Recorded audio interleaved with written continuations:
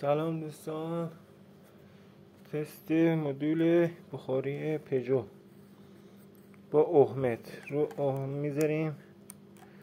مولتی مترمون رو اوهم اینو بگیریم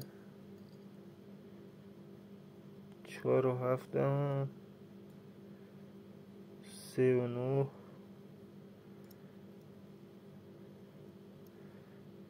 81.8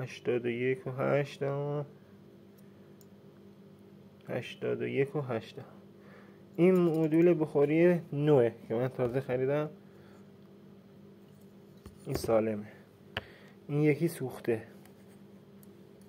اوهمشو بگیریم 3.8.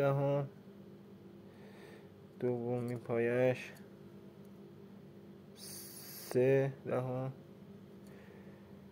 اوهم. این یکی 4. این اصلا اوهم نداره. این یکی هم همینجور. این دوتا آخری اوهم نداره. این سوخته.